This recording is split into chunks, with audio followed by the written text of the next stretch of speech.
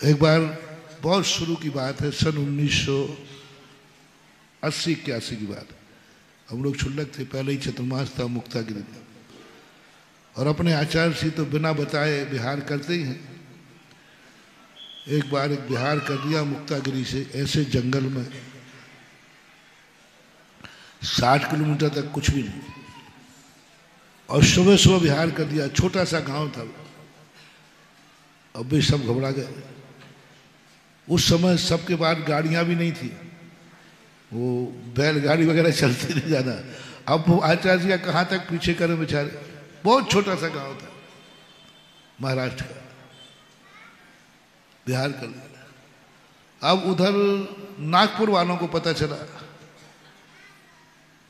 तो जैसे तैसे एक जिजानी परिवार थे, जैसे तैसे वो गाड़ियों में सामान पटक के, अब सुबह 8 बजे उनको पता चला कि महाराज ऐसे रास्ते पे गए हैं, अब चौके की व्यवस्था तो करनी है। तो उनने बेचारों ने सामान पटका, जैसे तैसे भर के आ गए। वो चौकी लाना भूल गए। सब सामान तो लाए, लेकिन चौकी रखना। अब वो घबरा गए। जैसे तैसे उन्होंने भोजन बना लिया। अब हम लोग उस समय बहुत छोटा संघ था, बहुत छोटा, क्योंकि जब हम संघ में आए आचार्य श्री अकेले ही थे, कोई मुनि महाराज नहीं थे, कोई मुनि, आचार्य श्री के अलावा कोई था ही नहीं। सबकी दीक्षाएं मेरे सामने हुई। समय सागर जी, योग सागर की तो यही हुई थी, नियम सागर। और उस समय 3-4 साधु थे, कुल मिलाकर के शायद 13 साधु थे हम लोग। और वहाँ महाराज जी चौकी तो है ही नहीं। अब बताओ, और आप लोग बिना चौकी के बैठोगे नहीं, तो हमारी तो सारी मेहनत। और इतना घनघोर जंगल, वहाँ आदिवासियों ने वो घास की झोपड़ी बना के रखी थी रहने के लिए, उसमें आहार होना, कुछ भी नहीं वहाँ। अब वो मेरे पास आए, हम लोग, हम क्षमा साहब जी वाले बैठे थे। महाराज जी ये समस्या निपटाओ। कैसे निपटाए? चौकी तो है ही नहीं, आहार तो तैयार है। अब उच्च आसन पे आप कहते हो, क्योंकि आप नीचे आसन पे बैठोगे। अब हम लोग भी नए थे, अपन को भी क्या मालूम। तो हम लोग सीधे आचार्य श्री पास पहुंचे। आचार्य श्री बाजू में पेड़ के नीचे बैठे थे। तो हम लोगों ने पैर दबाने लगे। तो आचार्य श्री कहते, आकस्मिक पैर क्यों दबा रहे हैं? और छोटा जब पैर दबा तो समझ लेना कि उसका कोई ना कोई।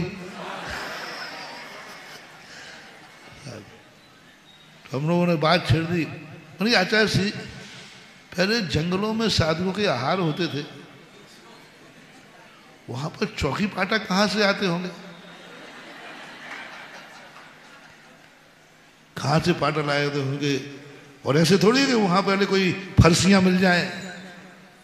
हमने समझा ये कह देंगे नहीं, पत्थर की फर्शी बना। पत्थर की फर्शियां भी नहीं हो तो क्या करेंगे?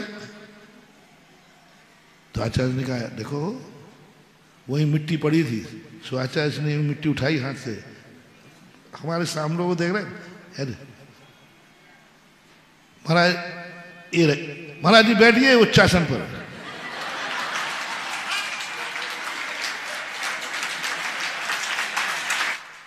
इतनी सी मिट्टी उठाकर आचार्य ने कहा कि बैठिए उच्चासन पर। उन्होंने ये कहा नहीं, पूरी बात तो सुनी और हम लोग उठ गए। तो आचार्य कहते हैं, छोकरे प्रश्न किया, पूरी बात सुनी नहीं और भाग गए। अब बच्चे तो बच्चे थे, हम लोग बहुत छोटे छोटे, 22 साल की उम्र में। तो कितनी उम्र होती भाई बोलो? हम लोग सब प्राय 20-22 साल में ही संघ में प्रवेश हो गया। तो आचार्य देखते रह गए। इन्होंने प्रश्न भी किया, उत्तर भी पूछा, लेकिन उसके बाद मैं 1 सेकंड भी नहीं रुका, क्योंकि वहां तो मामला दूसरा था। हमने कहा मिल गया उपाय। तो कैसे मिला? मैंने कहा आप तो कुछ नहीं करना, थोड़ी थोड़ी मिट्टी रख देना, वो जमीन से थोड़ी सी उठा देना, जमीन से। तो और बार मिट्टी बना करके प्रधान हुआ।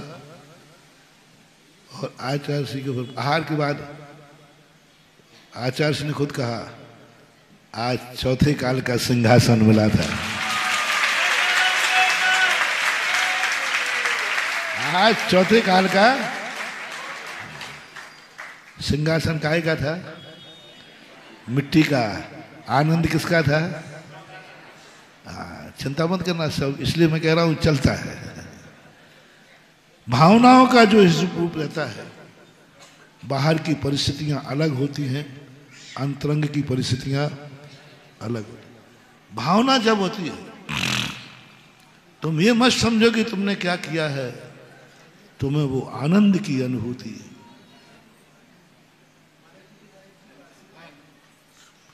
तुमने क्या बिछाया है इसका मायना नहीं रख रहा, तुमने महाराज को उच्चासन दिया है कि नहीं,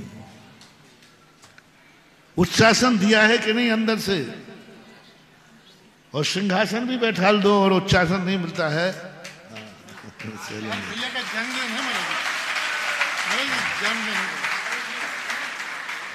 इनका आज जन्म हमने सवेरे बताया था महाराज जी को।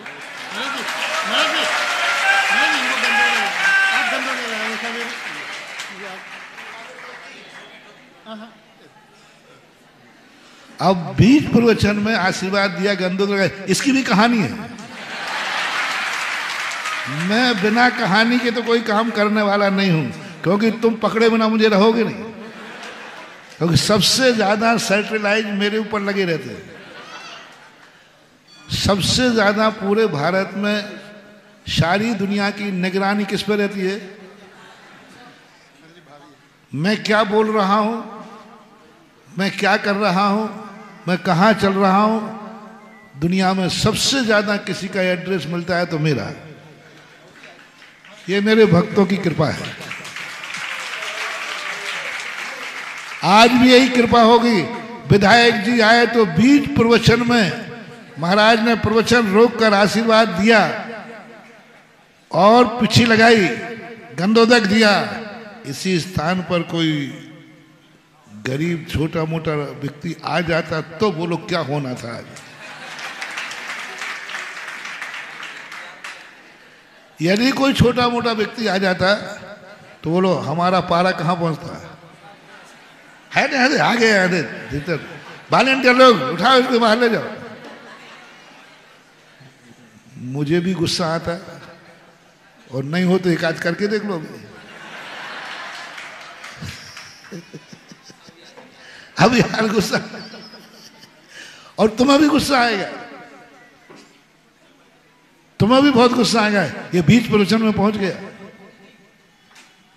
बस इसी का तो प्रवचन चल रहा था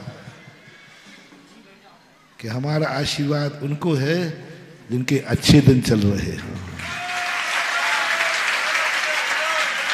जय हिंद। अगर आपको मेरी वीडियो अच्छी लगती है तो प्लीज़ मेरे चैनल को लाइक करें, शेयर करें और सब्सक्राइब करें।